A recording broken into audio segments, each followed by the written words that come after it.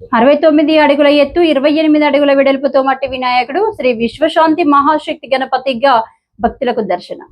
తుది దశకు చేరుకున్న నిర్మాణ పనులు. ప్రతి ఏడాది హైదరాబాద్ మహానగరంలో గణేష్ ఉత్సవాలను అంగరంగ వైభవంగా నిర్వహిస్తారు.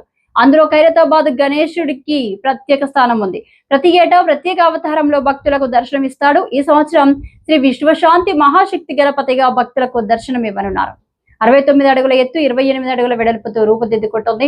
ప్రస్తుతం గణపతి ఫినిషింగ్ పనులు జరుగుతున్నాయి. ఫినిషింగ్ పనులు పూర్తి కాగానే కళాకారులు రంగులద్దే పనులు ప్రారంభించనున్నారు. పర్యావరణ పరిరక్షణ దృష్టిలో ఉంచుకొని మట్టి, సహజ రంగులు, కర్ర వంటి పర్యావరణ హితమైన పదార్థాలతో విగ్రహం రూపుదిద్దుకుంటుంది.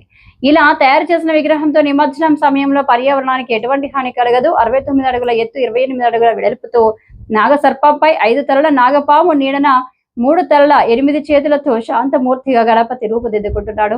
గణపతికి పూరి జగన్నాథుడు, వాసవి కన్యక పరమేశ్వరి దేవి ఓవైపు, మరోవైపున లక్ష్మీ సమేత హయగ్రీవ స్వామి, గర్జలమ్మ అమ్మవారిని తీర్చిదిద్దుతున్నారు.